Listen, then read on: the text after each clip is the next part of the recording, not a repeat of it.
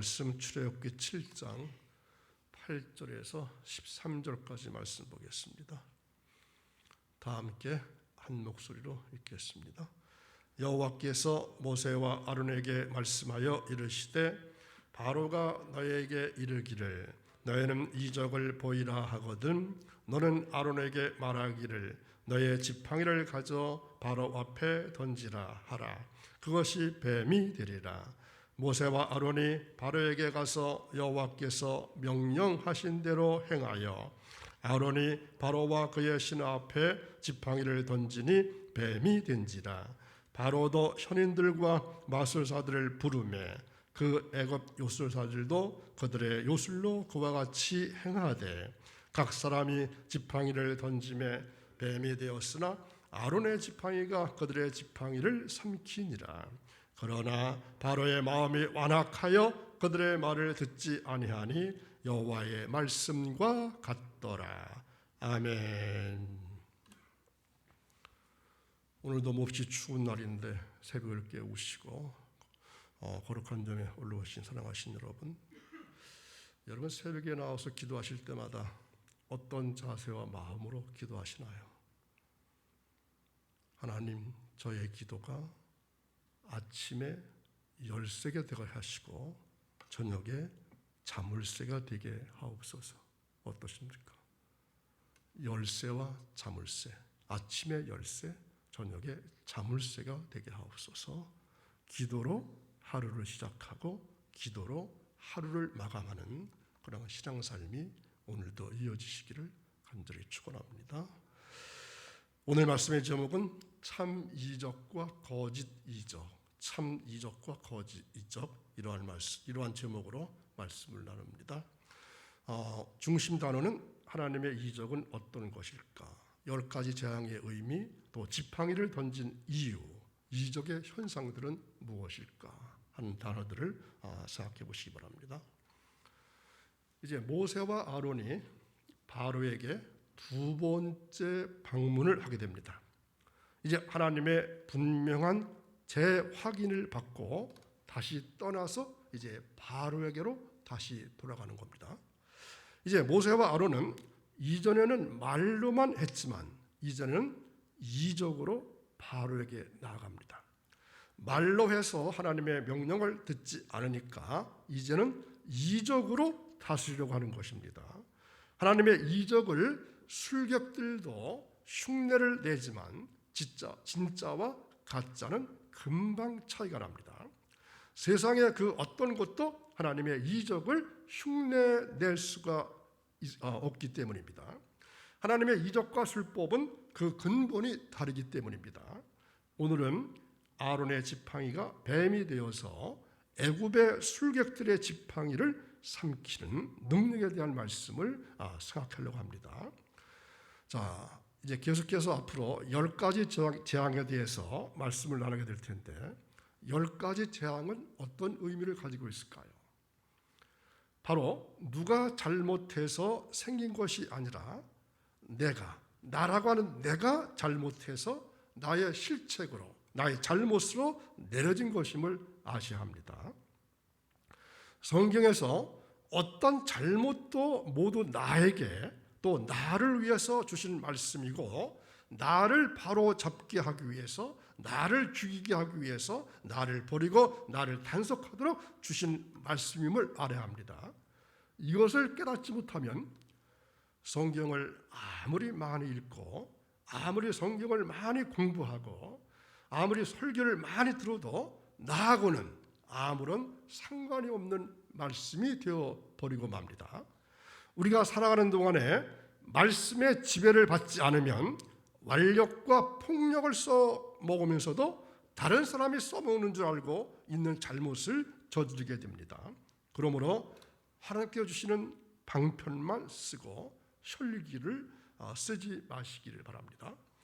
하나님은 아론이라고 하는 말 잘하는 대언자도 능력을 행할 수 있는 지팡이도 모세에게 주셨습니다. 또한 모세 80세, 아론 83세의 인생의 쓴맛과 단맛을 다 알고 여러분 잘 얘기하는 거 있죠? 산전수전, 공중전까지 다 치렀다면서요. 이런 말 잘 하시던데요. 산전수전, 공중전까지 다 겪은 인생의 실력자임에도 불구하고 이들은 여호와 하나님 앞에서 어린아이가 되었습니다. 하나님께서 하라고 하신 그대로 행하는 믿음이 대단히 훌륭한 믿음의 소유자들입니다. 천국은 바로 이런 어린아이 같은 마음의 소유자가 들어간다고 예수님께서도 말씀하셨습니다. 여러분 자식들을 키워보셨겠지만 자식들이 조금만 자라면 어떻습니까? 부모가 시키는 것을 행하지 않고 눈 하나 까딱하지 않는 이 세상에서 80세 노인, 83세 노인과 어른이 지도자가 절대제 또한 통솔자에게 고분고분 말을 들은다고 하는 것이 무엇일까요? 바로 기적이지 다른 게 기적이겠습니까? 모세에게 지팡이를 던지라고 하신 것은 중요한 의미가 있습니다. 자, 어떤 의미가 있다고 생각하시나요? 그 지팡이는 모세 자신의 정체성을 나타내는 전부입니다. 모세에게 있어서 들려진 지팡이는 모세의 정체성을 드러내주는 전부입니다. 지팡이는 모세가 목자로서의 능력과 기술을 상징하는 것이었습니다. 모세는 장인의 양을 치는 것으로 봐서 목자로서도 타고난 능력이 있는 것 같습니다. 그런데 그 모든 것을 던지라는 것입니다. 지금까지 가지고 있던 모든 인격과 능력을 포기하라는 것입니다. 여호와 하나님께서 모세와 아론을 바르게 보내니 그대로 순종하고 가서 하나님께 명하신 대로 지팡이를 던졌더니 뱀이 되었다 했습니다. 자, 이 기적은 모세가 처음에 하나님께 부름을 받았을 때도 지팡이를 던져서 뱀이 되었던 일이 있었습니다.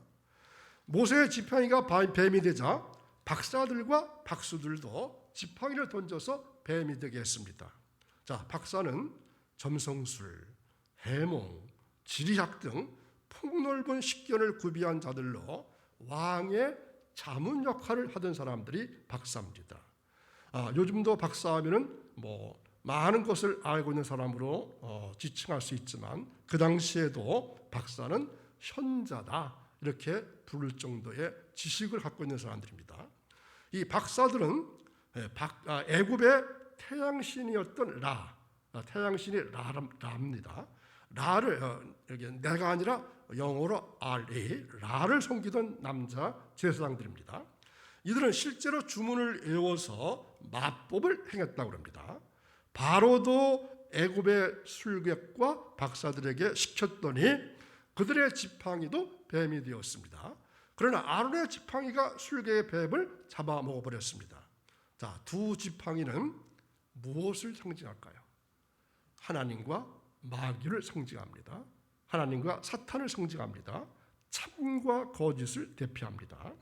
모세의 지팡이가 술객의 지팡이를 삼켰다는 것은 하나님께서 마귀를 이기고 참이 거짓을 능가하는 것을 상징하는 것입니다.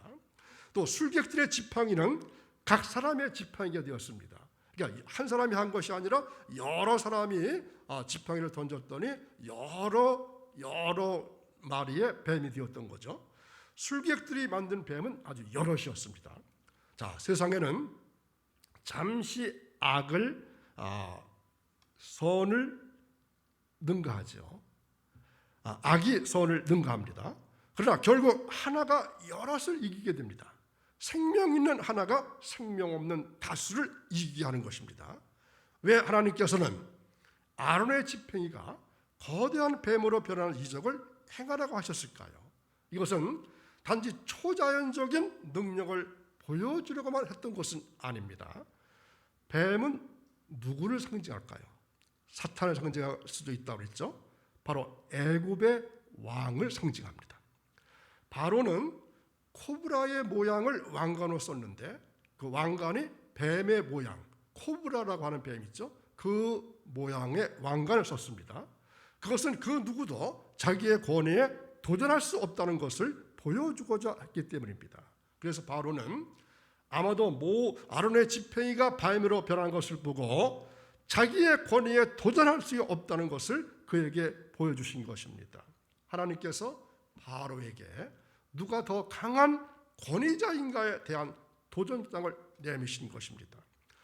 자, 뱀이란 두 가지의 은밀 계시가 있습니다. 어떤 뜻이 있는지 아시나요? 하나는 지혜입니다. 지혜로 계시된 뱀이 있죠. 신약 성경에 또 예수님께서 말씀하신 바가 있죠. 그리고 사탄으로 계시된 뱀입니다. 그러니까 뱀 할 것 같으면 모두 다 사탄으로 여기에서는 해석이 안 될 경우가 있다는 거죠. 지혜의 뱀이 있고 사탄의 뱀이 있습니다. 본문에는 어떤 걸까요? 지혜로 계시되는 것입니다. 즉 아론의 지혜는 진리 지식의 지혜요, 하나님께로 비롯한 지혜라 할 수 있습니다.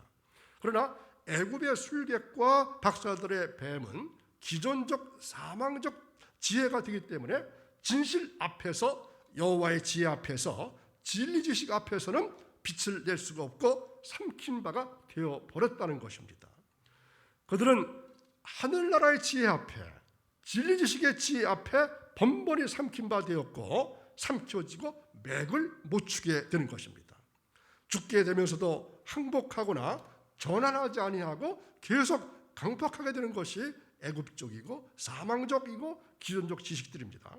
그러므로 우리가 이 지식적인 단위를 이루지 않으면 막히고 둔해지고 회의와 좌절이 오고 의심과 두려움이 오게 되어서 출애굽을 할 수 없게 됩니다. 그러나 아론의 지팡이가 애굽의 지팡이를 삼켜버린다는 것이 하나님의 승리입니다. 여러분, 미국에는 지금도 이 목사들 세계에 마술이나 요술이나 차력이나 최면술이나 기합술을 가르치는 일이 성행하고 있습니다. 여러분, 한국에서 목사님들이 마술이나 차력이나 하는 것을 보신 적이 있으신가요? 아마 별로 못 보셨을 것이라 생각되는데요. 이러한 일을 마술을 하면서 주의 이름으로 한다고 할 것 같으면 누가 속지 않겠습니까? 요술과 마술이라고 누가 인정할까요? 앞으로 우리나라도 이러한 풍조가 밀어닥칠 것입니다. 정신 바짝 차리고 하나님의 지혜 지식으로 출애굽을 준비해야 합니다. 말세의 지말의 때에는 마귀가 온갖 이적으로서 성도들을 미혹하게 될 것입니다. 그리고 오늘날 교회 주변에서 여러 이적들의 현상들이 일어나고 있는 실정입니다. 그런데 희한하고 신기한 것이라고 해서 무조건 그 길을 쫓다가 악한 영의 미혹에 걸려들기 쉽습니다. 그러므로 성도는 이적을 다 믿지 말고 그 이적이 진정 하나님께로부터 나오는 참 이적인지 아니면 악한 영으로부터 나오는 속임수여 눈 가림의 거짓 이적인지를 분별할 줄 알아야 합니다. 그래서 분별의 영을 저에게 허락해 주옵소서. 그러한 기도가 필요할 것입니다. 참 이적은 본문에 나타나는 모세의 지팡이 이적에서 볼 수 있습니다. 자, 그러므로 참 이적은 어떤 것이 할까요? 오직 여호와 하나님께로부터만 쫓아 나와야 합니다. 또한 이 공개적인 장소에서 이적의 현상이 실제 그대로 생성하고도 온전하게 나타나야 합니다. 그 이외에 은밀하고 은폐된 장소에서 온갖 희한한 도구를 사용해서 행해지는 것은 아직은 이적은 단순히 이적처럼 보이는 속임수의 또한 체면이나 마술이나 술법이나 심령술 이런 것들 뿐입니다. 그리고 무엇보다 중요한 것은 참 이적은 이적을 위한 이적이나 해를 끼치는 두렵고 음침한 이적이 아니라 하나님의 구속자적인 사역을 이루기 위한 분명한 목적 아래에서 하나님의 뜻을 이루고 따라서 이적의 결과가 선을 이루는 이적이 참 이적입니다. 나쁜 쪽으로 악한 쪽으로 흘러가는 것은 이적이 아니라는 것입니다. 자, 이 사실을 잊지 말고 앞으로 나타날 수도 있습니다. 온갖 기괴한 거짓 이적으로서 적그리스도들이 설치되는 오늘날 미혹 많은 이 세대에서 아무쪼록 온전한 신앙생활을 유지하는 건강한 성도 될 수 있기를 간절히 원합니다. 자, 여러분 생각해 보십시오. 이 모세와 아론이 바로를 만난 자리, 물론 궁 아닐 겁니다. 거기는 어떻게 변했을까요? 아마 아수장이 되었을 것입니다. 왜 그렇죠? 바로의 마술사들이 던진 지팡이가 뱀떼가 되었고, 또 이것들이 모세의 뱀을 향해서 달려들었을 것입니다. 자, 그림이 그려지십니까? 여러분, 세상은 그렇게 만만하지 않습니다. 하나님의 능력을 아는 정도는 흉내냅니다. 말이 쉽지 오늘날 지팡이를 뱀으로 만드는 사람이 어디 있겠습니까?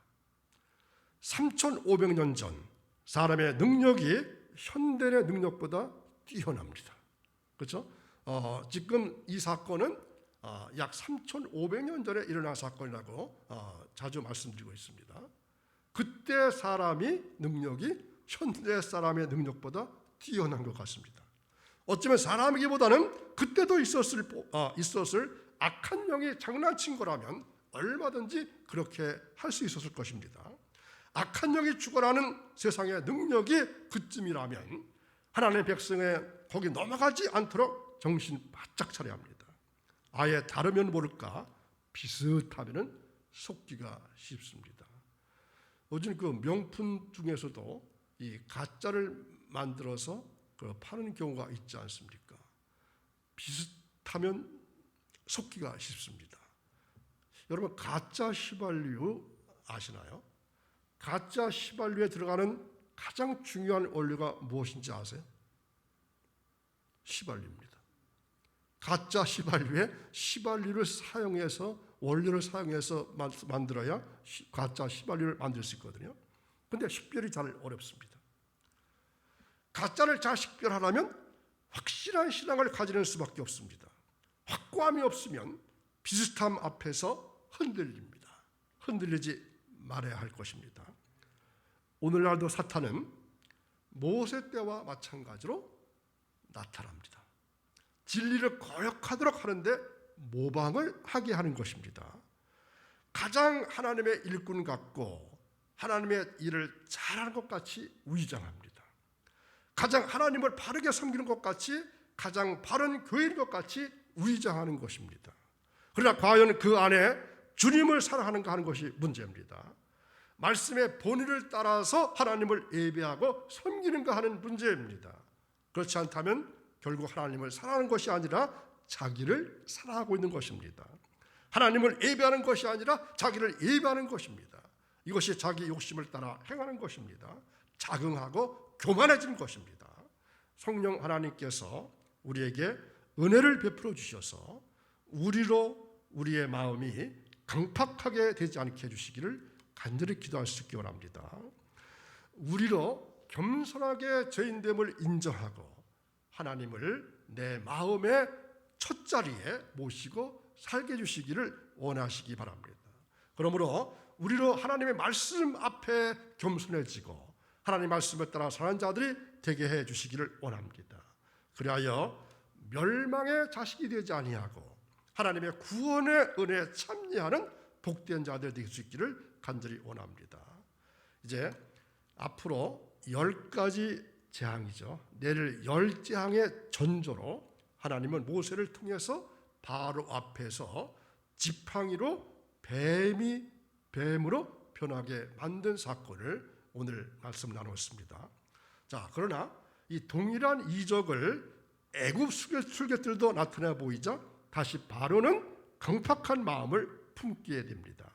여기서 출애굽할 때 나타나 보이신 이적이나 재앙들은 하나님의 백성들을 얼마나 출애굽시키기를 바라는지에 대한 하나님의 강력한 의지를 뜻합니다. 그러나 결국 하나님은 하나님의 목적을 쉽게 이루기 위해서 바로를 제거하거나 또는 강제적인 방법을 사용하시질 않습니다.